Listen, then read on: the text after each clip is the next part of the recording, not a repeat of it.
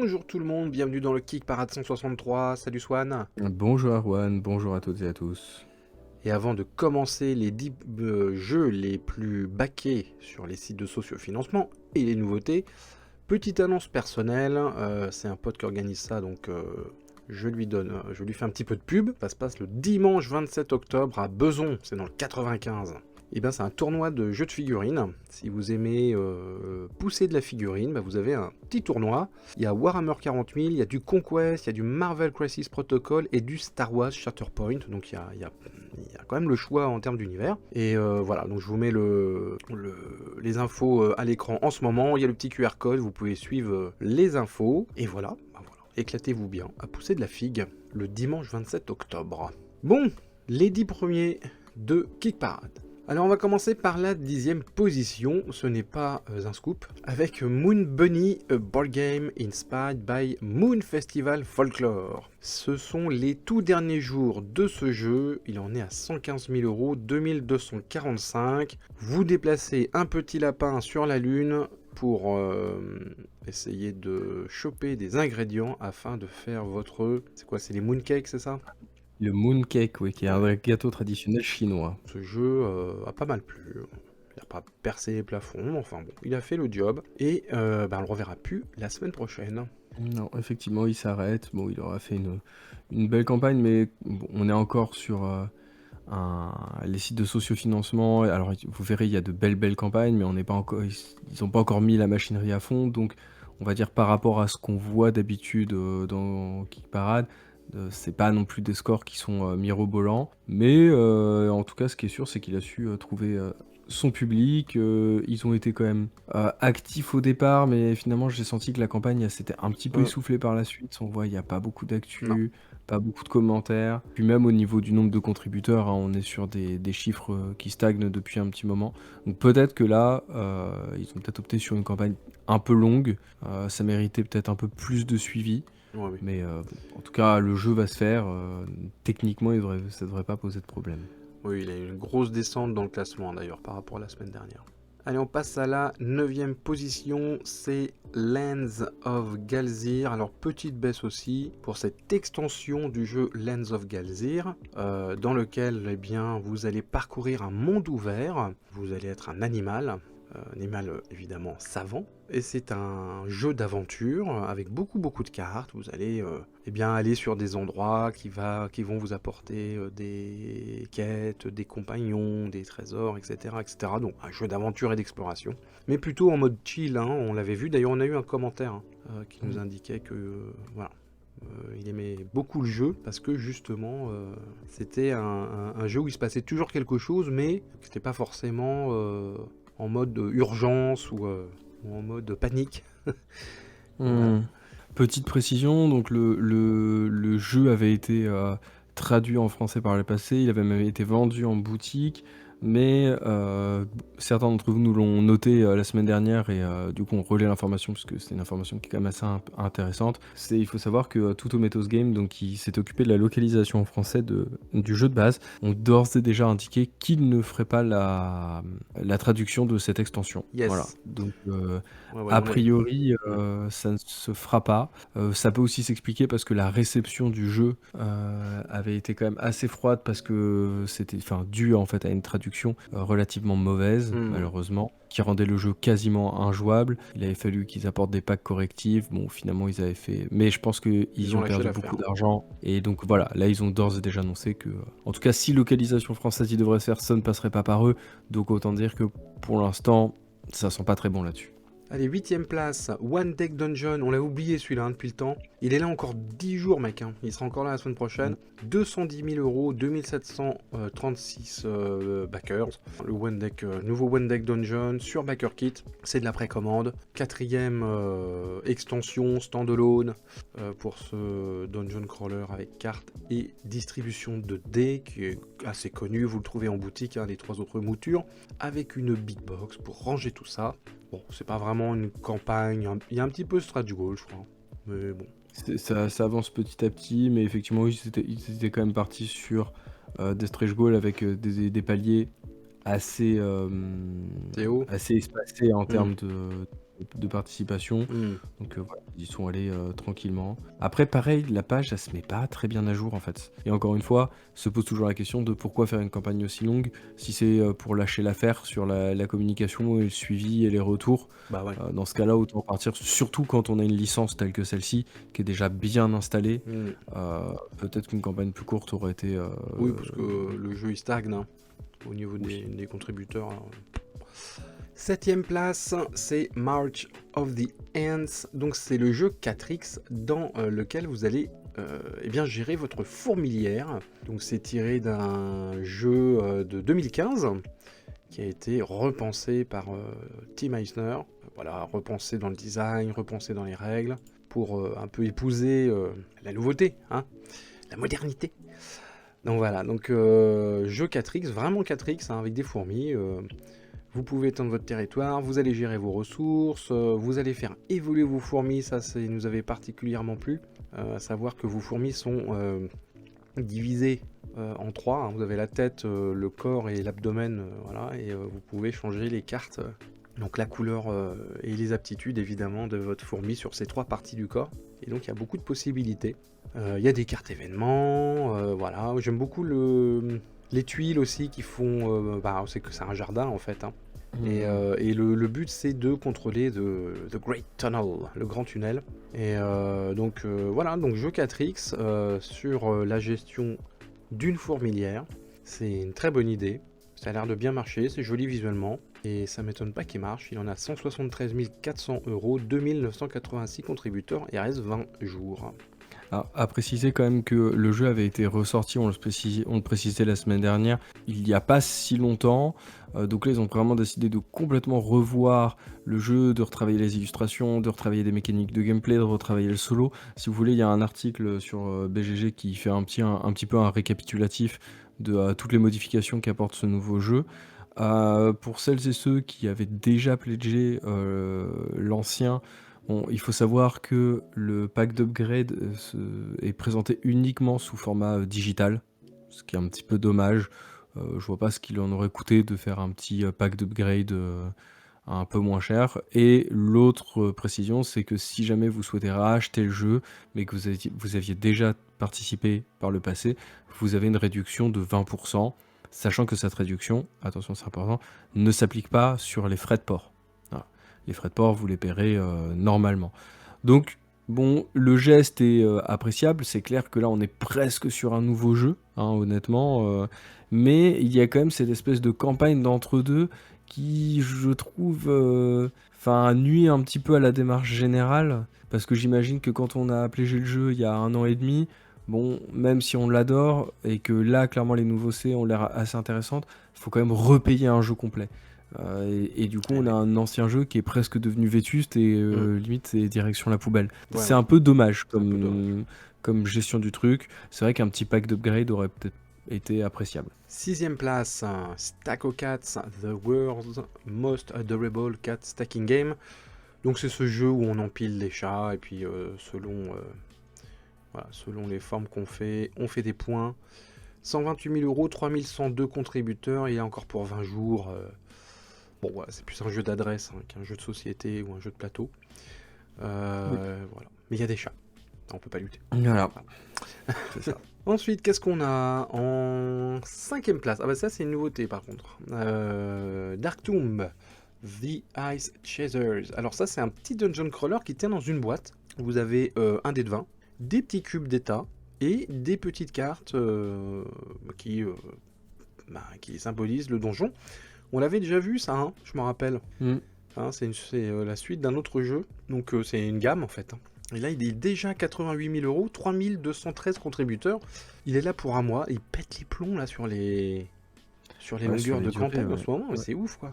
Bah ouais, après je me dis peut-être qu'il y a une certaine forme de de manque de confiance. Peut-être c'est vrai qu'on a vu des gros projets se casser un peu la gueule ces derniers temps, et puis d'un autre côté on a vu des petits projets qu'on cassait la baraque.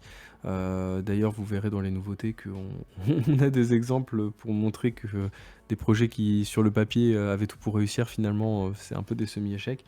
Et bah, là, je pense qu'ils étaient peut-être un petit peu, ils se sont peut-être dit: «On va être un petit peu vigilants», mais oui, c'est vrai que pour nous, ça va faire qu'on va en parler beaucoup parce que, bah, le Ouais, jeu, il a cartonné donc je le vois pas descendre tout de suite, du classement. puis il n'y a pas grand-chose à en dire parce que c'est du dungeon crawler de poche, comme il y en a Mmh. beaucoup. Bon, écoute, il marche très bien, donc ça veut dire que le jeu avait déjà convaincu, quoi.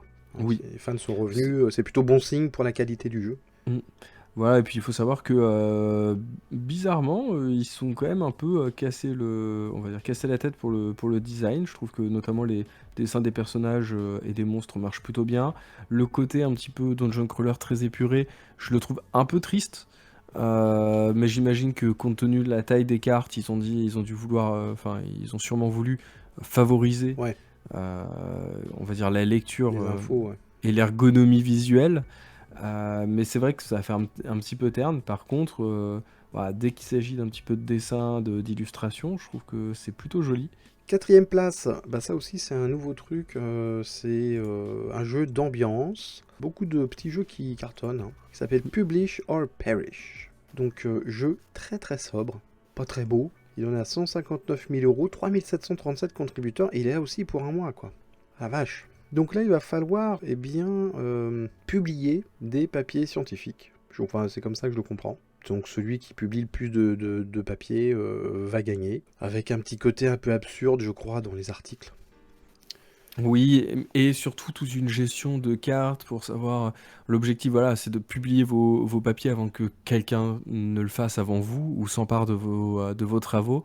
Et donc vous allez aussi avoir à disposition des cartes qui vont vous permettre en fait d'avoir des interactions avec les autres joueurs. Ça peut être des interactions visant à leur nuire ou alors à travailler de concert avec quelqu'un d'autre pour sortir un article quitte à partager les gains. Voilà, donc il y a toute une réflexion autour de la coopération ou au contraire, on va dire de ce côté un peu compétitif dans la publication des articles. Et ce qu'il faut savoir, c'est que ça a été extrêmement travaillé et notamment avec de grandes universités. Donc Oui, c'était assez impressionnant. Ils font ouais. toute une espèce de liste.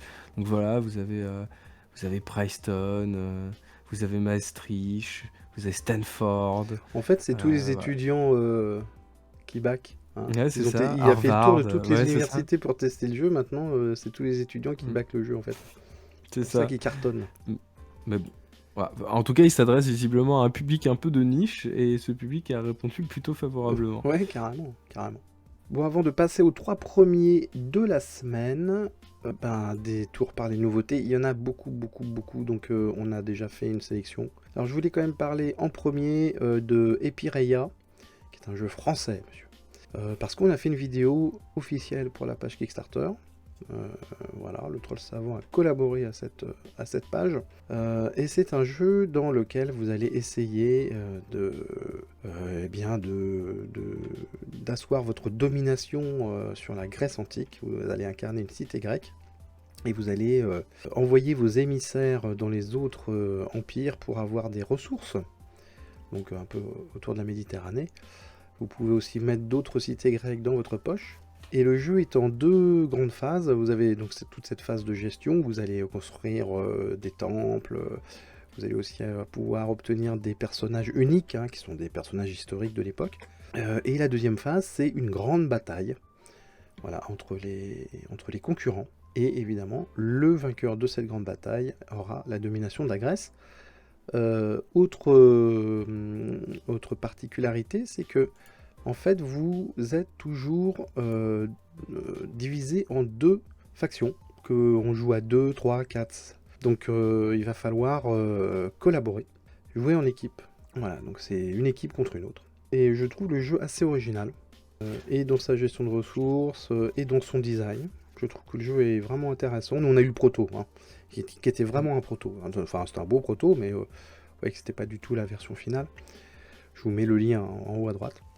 Voilà, le seul petit bémol, je trouve, c'est la bataille finale que je trouve peut-être un peu faiblarde. Il y a peut-être quelque chose à faire au niveau du gameplay, peut-être renforcer un petit peu ce côté tension à la fin. Moi, j'avais aussi une question parce que je vois que c'est les mêmes créateurs qui avaient fait. Donc, moi, j'ai pas testé le jeu, hein, mais qui avaient fait Ephemeris.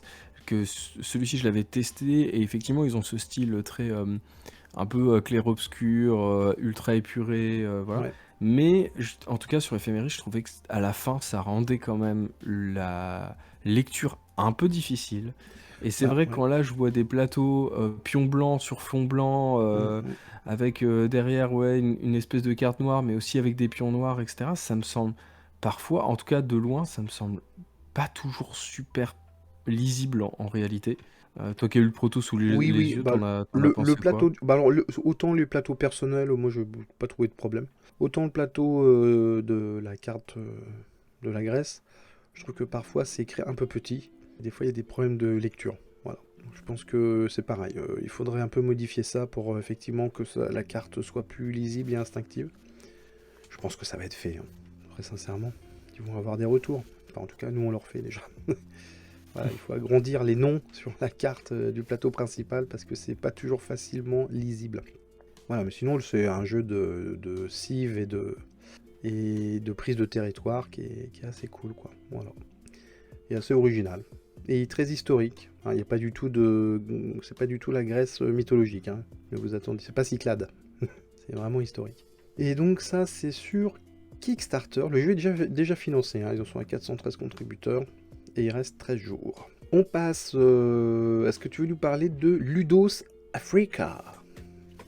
On connaît Oui. Ludos. Oui, Ludos, ça fait un petit moment qu'on en parle et ils sont toujours dans cette même optique, à savoir et tenter de remettre en avant différents jeux de société qu'on peut trouver à travers le monde.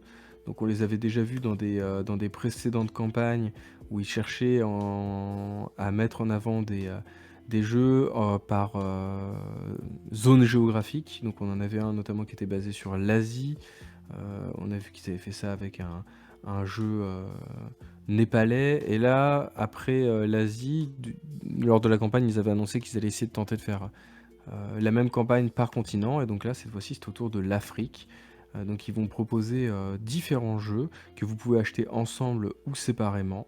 Et donc voilà, c'est des jeux qui sont relativement simples, mais en fait qui sont des jeux historiques de certaines régions du continent africain.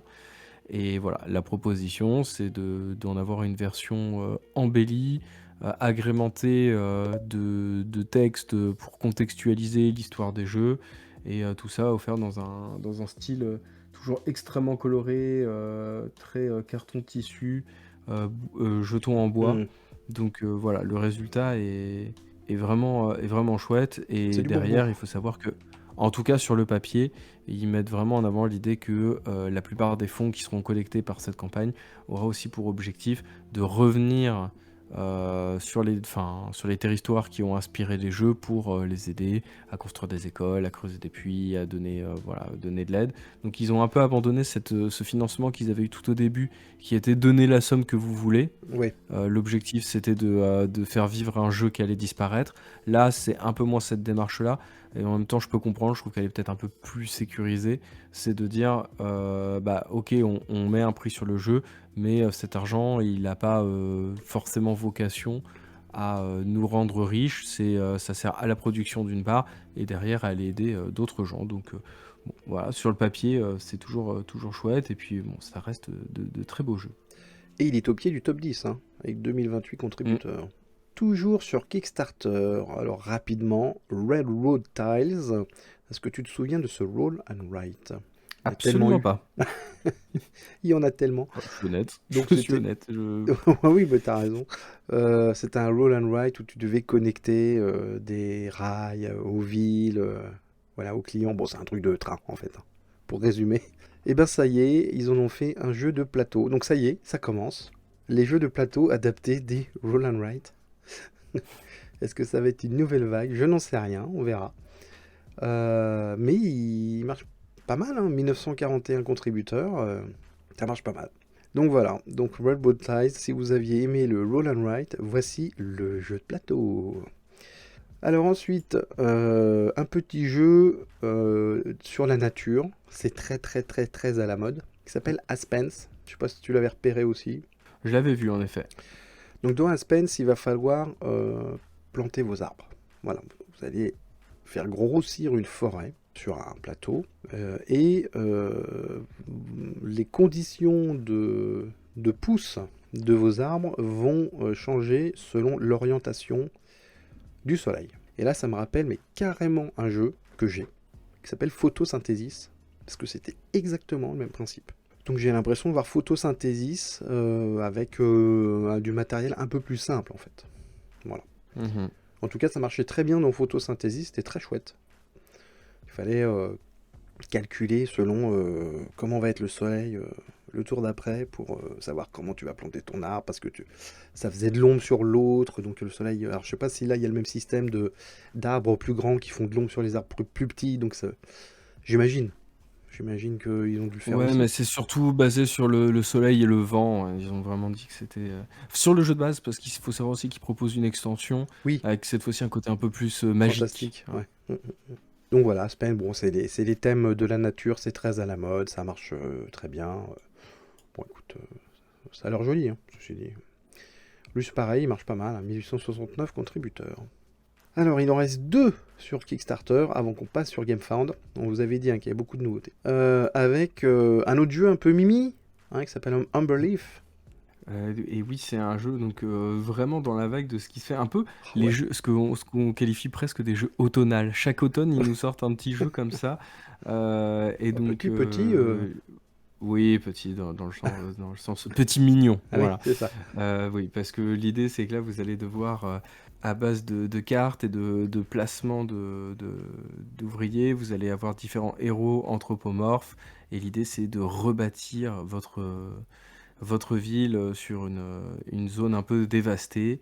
Et donc, voilà, vous allez devoir trouver des éléments, trouver la terrain praticable, fabriquer vos bâtiments, placer les bonnes cartes, les bons composants de façon à essayer d'optimiser et de fabriquer le meilleur village des environs.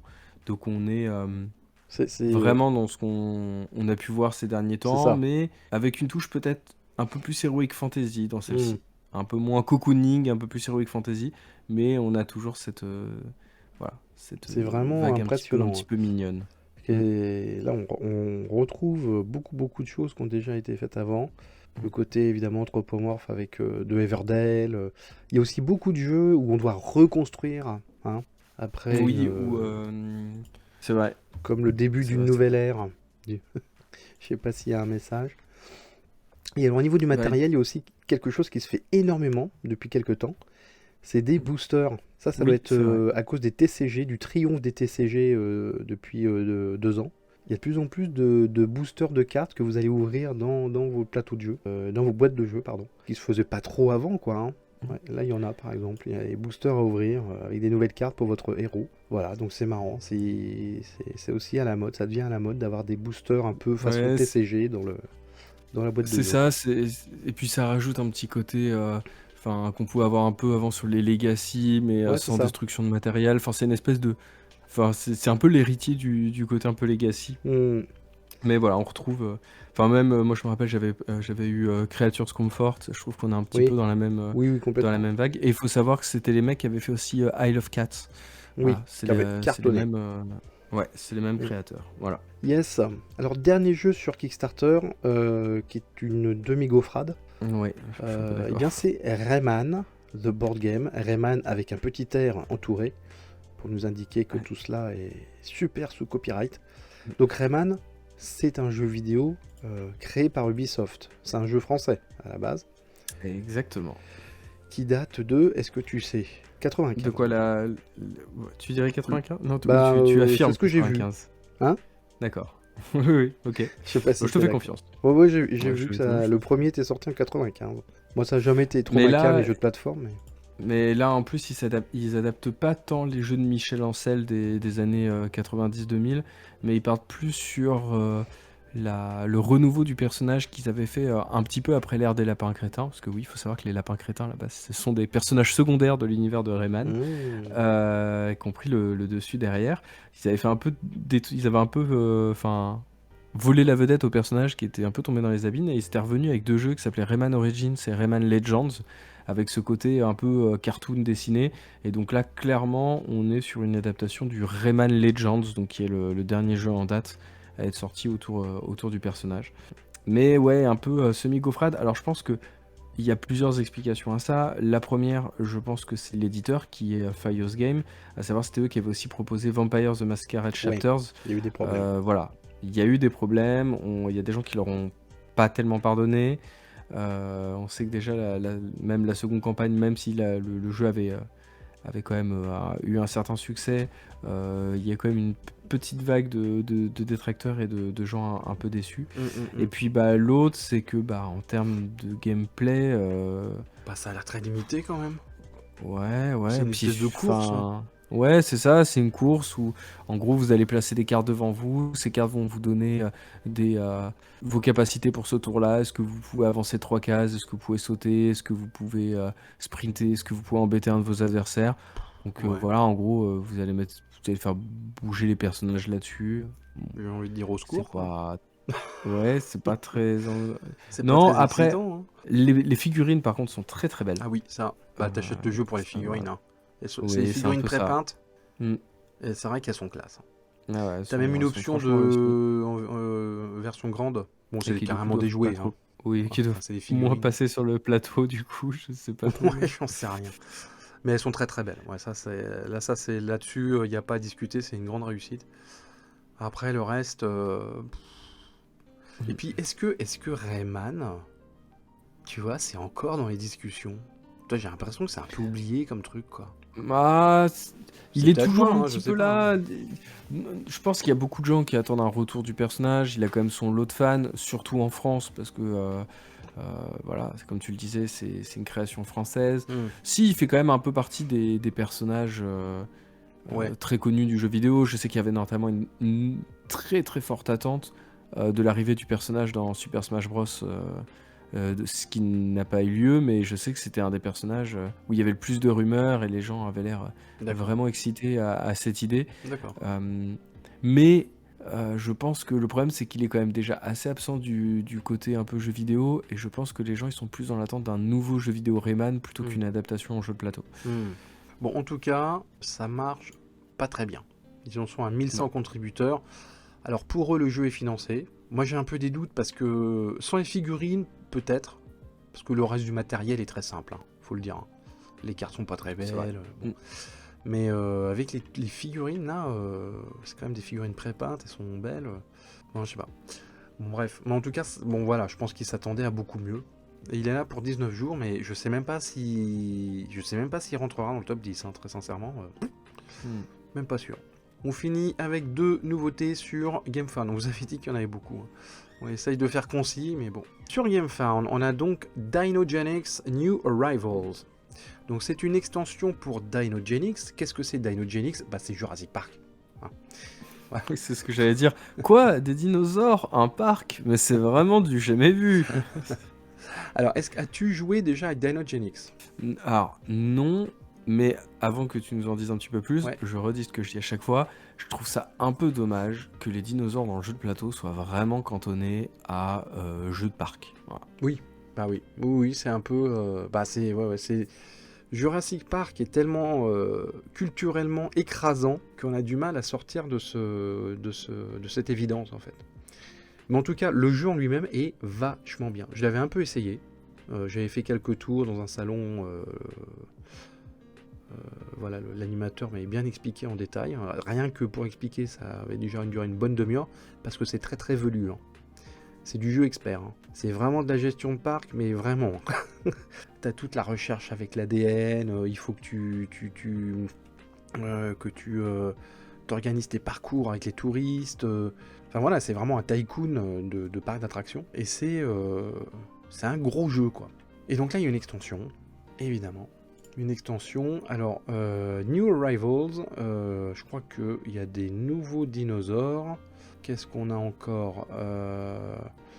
Il y a un nouveau board. Voilà, apparemment, ils ont revu le plateau principal, ce qui est pas mal. Et il y a l'apparition d'un marché à ADN, parce que tout le truc du jeu, évidemment, c'est d'avoir des nouveaux ADN de dinosaures pour pouvoir avoir des dinosaures spéciaux dans ton parc, quoi, hein. Donc voilà, il y a un marché à ADN maintenant. Donc voilà, bah, le premier avait été édité par la boîte de jeux en France. Je ne sais pas du tout si ça va être le cas de cette extension. Je suis pas sûr, parce que ça n'avait pas non plus cartonné, je pense. Il n'y a pas de VF d'annoncé. Vous pouvez l'essayer sur Tabletop Simulator ou Board Game Arena, mais bon, c'est pas le genre de jeu, c'est pas facile de jouer à ce genre de jeu sur Tabletop Simulator. Ou alors faut vraiment que ça soit scripté, parce que c'est quand même du gros truc. En tout cas, si vous êtes fan de Dinogenix, voilà, nouvelle extension sur GameFound. Et enfin, dernier jeu, dernière nouveauté pour nous, toujours sur GameFound, c'est Tameri. Et ben là, tu vas encore dire oh là là, comme c'est original. On va aller dans l'Égypte des pharaons. Oh là là, comme c'est original. Voilà. Bah, je suis assez d'accord avec toi. Hein. C'est vrai que c'est vraiment des thématiques qu'on a vues et revues. Alors, vous êtes un fermier, vous allez gérer votre ferme, essayer de faire pousser vos récoltes, de les vendre. Mais il y a une originalité, c'est que au milieu du plateau, il y a une pyramide dans laquelle vous allez glisser des espèces de boules, de billes. Et ces billes, en ressortant et selon ce qui ressort et de quel côté, ça va indiquer quelle va être la météo pour le tour. Donc c'est le premier truc que vous faites du tour, vous mettez ces billes dans la pyramide. Le plateau, il est divisé en 4 champs, enfin 4 secteurs. Donc vous avez une météo pour chaque secteur avec ses billes.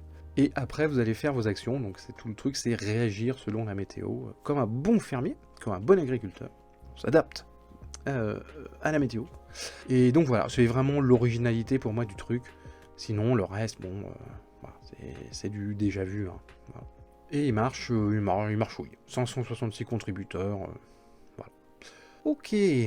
Allez, on va revenir aux 3 premiers de la semaine avec là une petite envolée sur les contributeurs. On revient à des chiffres normaux. Donc 3e position, c'est Heroes of Barcadia, Heroes for Hire. Donc c'est ce jeu aber dans lequel vous allez... c'est du dungeon crawler, sauf que la vie de votre aventurier, c'est le liquide que vous voulez bien mettre dans le verre. Hein. Donc, comme on avait dit, vous n'êtes pas obligé de mettre de l'alcool. Ça peut être aussi du Fanta. Et vous buvez petit à petit à chaque fois que votre personnage perd de la vie. Bon, écoute. Oui, ça a le mérite d'être original. C'est des trucs pour les barrageux, ça. Oui, c'est ça. Ou alors vraiment pour une soirée où vous avez vraiment pas envie de vous prendre la tête. C'est ça. Et plutôt vous marrer avec vos amis. Bon, c'est une extension, ça rajoute de nouveaux éléments, ça peaufine un peu le tout. Évidemment, le matériel est waterproof, heureusement. Voilà, je pense qu'après, il n'y a pas non plus énormément de choses à en dire. Tout est beaucoup plus sur le concept que sur le gameplay en réalité. Voilà, le soir où vous avez la flemme de sortir Dinogenix, vous avez Heroes of Barcadia, 4236 contributeurs et il reste 20 jours. 2e place, alors on l'avait évoqué la semaine dernière, mais on avait fait l'émission un petit poil trop tôt pour en parler. C'est le nouveau Awaken Realms, l'édition spéciale de Puerto Rico sur GameFound. Carton, voilà, carton. Ils en sont presque à 2 millions d'euros, 10 516 contributeurs, c'est un carnage quoi. Donc Puerto Rico, c'est un classique. C'est ça, il était sorti en 2002, gros jeu allemand du début des années 2000, et je vois que Awaken Realms a maintenant vraiment ancré cette démarche de remettre au goût du jour des jeux qui les ont probablement marqués en tant que joueurs. Oui, il y a sûrement un côté affect, c'est évident. Ouais, enfin ça se sent un peu, et il y a ce côté... en fait, ces jeux-là, ils commencent à... Enfin voilà, ils ont 20 ans, bientôt 25 ans. Peut-être que ça... Ils font de l'archéologie. Ouais, c'est ça. Et qu'on ressorte des jeux pour faire en sorte que vous puissiez les redécouvrir aujourd'hui. Alors en plus, ils y ajoutent leur expérience. On sait que des mécaniques vieillissent avec le temps, et l'idée c'est aussi de dépoussiérer tout ça. Alors je ne sais pas s'il y a des gens qui ont pu essayer la nouvelle mouture, Castle of Burgundy par exemple, où ils avaient déjà mis... ils avaient déjà commencé ce travail-là. Ouais. Je sais pas si ça fonctionne. Bon, en tout cas, vu le nombre de retours, on imagine que... ça avait cartonné. Ça avait cartonné, mais on sent aussi des projets un petit peu plus modestes. Bon, après, voilà, on est à 10 000 contributeurs, ça reste du Awaken Realms, mais on sent que c'est presque l'équipe B, en fait, qui travaille sur ce genre de jeu, mais avec quand même beaucoup d'amour, beaucoup de passion.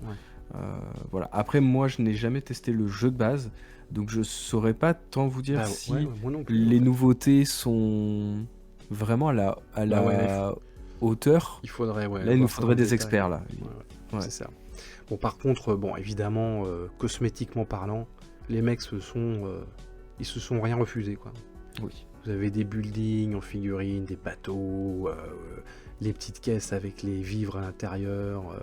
C'est un truc de dingue, hein. Regarde, je veux dire, le jeu, là, il a upgradé. C'est un truc de fou. Il y a une VF, donc voilà. Mhm. Donc le jeu, il est magnifique. Il n'y a pas de problème. Voilà, niveau mécanique, effectivement, il faudrait vraiment qu'on ait joué à l'ancien pour pouvoir juger sur les nouvelles mécaniques. Enfin bon, on leur fait assez confiance là-dessus. Mais on leur donne pas le bon Dieu sans concession, Non. donc vraiment, s'il y en a parmi vous qui connaissent bien le jeu de base, n'hésitez vraiment pas à partager dans les commentaires. D'ailleurs, on le rappelle, n'hésitez pas, quand vous regardez nos vidéos, à aussi jeter un petit coup d'œil aux commentaires, parce qu'il y a des fois, il y a des sujets sur lesquels on est passé à côté, ou on n'a pas fait la bonne interprétation, voilà, donc assez régulièrement, il y en a certains d'entre vous qui viennent apporter des précisions, ou donner un avis différent d'une autre, donc vraiment on insiste là-dessus, le côté participatif des commentaires est vraiment important, donc si vous êtes intéressé par un jeu, ne vous fiez pas qu'à notre avis, n'hésitez pas à regarder ce que vous pouvez voir comme information sous la vidéo. Bon, en tout cas, Awaken Realms n'est pas une boîte écolo, hein, Non. parce que là, c'est Clairement King pas. of Plastic, hein, à chaque fois avec leur jeu. Et là, ça ne fait pas exception. Voilà, bon, c'est pas bien. C'est pas bien, mais c'est beau. Voilà, c'est toujours pareil, quoi. Ça a quand même de la gueule sur la table, quoi. Il n'y a pas de problème, quoi. Bon. Donc, nous avons un nouveau numéro 1, ouais, qui a fait encore mieux que Awaken Realms. Quand même, c'est pas un petit exploit. Non, parce que vraiment, en plus, on l'avait pas vu venir. Non. Bon, après, la licence est connue. Oui. On en a déjà parlé, puisqu'il s'agit de Heroes of Might and Magic 3, qui s'appelle Stronghold Conflux and Cove Expansions. Donc voilà, ce sont des extensions pour Heroes of Might and Magic, sachant que c'était un jeu de plateau qui était réapparu il y a quelques temps, je crois que c'était l'année dernière peut-être, Oui, il me semble, ouais. il y a un an et demi, où à l'époque on était un petit peu surpris, et il y avait certains d'entre vous qui avaient dit mais en fait non, c'était un jeu qui était extrêmement attendu, tant la licence de jeux vidéo que le jeu de plateau s'était arrêté alors qu'ils étaient au sommet. Et après, ça avait été le silence radio pendant un petit moment, et donc là, ils étaient revenus avec un nouveau jeu, et là, voilà, fort du succès, ils viennent vous proposer des extensions. Donc c'est quoi? C'est genre en monde ouvert, quoi? Oui, c'est du jeu d'affrontement, vous allez explorer des nouvelles tuiles sur lesquelles vous allez trouver différents biomes avec différentes actions en fonction de ce que vous allez trouver dessus. Vous allez devoir monter votre armée, bâtir votre forteresse et puis être le meilleur. Voilà, tout Et simplement. les 3 nouvelles extensions, c'est 3 nouvelles factions qui correspondent à 3 biomes différents. Il n'y a pas que les factions, il y a aussi ce qu'il y a autour, quoi. Il y a les tuiles de forteresses qui sont pas pareilles. Ils ont fait un truc, une image sur la campagne, juste à me faire marrer parce que ils ont pris un truc en disant tenez, on vous sort tout le matériel, et ils précisent bien, 22 regardez, c'est 20 kilos, ouais, c'est 20 kilos de matériel. 20 kilos de matos quand tu prends le all-in, mon gars. N'importe quoi.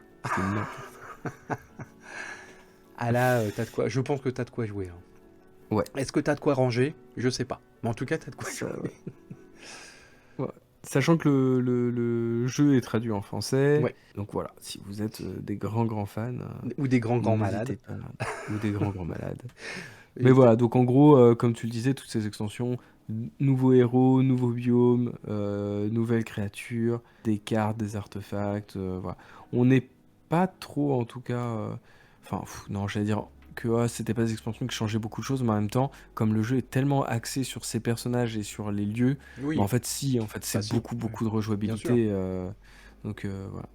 Il en est, alors j'ai pas dit les chiffres, hein, 3 123 290 €. 14 794 contributeurs. Il est encore pour 10 jours. Donc c'est vraiment un gros carton. Et en parlant de gros carton, vous avez en option la Big Box. Et je pense, à mon avis, vu le nombre de boîtes qu'il y a, que c'est pas déconnant. Ouais, c'est pas une Big Box, c'est un coffre. En fait. C'est mal. Donc je pense que vous êtes plus à... Je sais pas combien coûte d'ailleurs la Big Box là, mais... Attends, si tu prends tout, all-in Big Box, c'est 400 balles. 400 € si tu veux tout. On a vu pire. Vrai, Ouais, en vrai, ça va, hein. En vrai, ça va. Pour 20 kilos de matos, Puis là, c'est un jeu, vous êtes tranquille, ah bah là, tu t'en as pour 10 ans, là. Ah oui, facile. Bah, jusqu'à la sortie du 4. Exactement. C'est- Voilà, et vous avez un stretch play, vous pouvez payer par mois. Voilà. Bon bah voilà, c'est le nouveau numéro 1 de Kick Parade. Je sais pas si on le retrouvera la semaine prochaine parce qu'il n'est pas là sur 12 jours, on sait pas. On va voir. On verra. Bon et bien merci de nous avoir suivis. N'hésitez pas à commenter toutes ces campagnes, il y a eu pas mal de trucs là. Et puis bah, nous on se retrouve la semaine prochaine normalement. Exactement. Donc d'ici là, jouez bien, et puis à la semaine prochaine. Yes, ciao.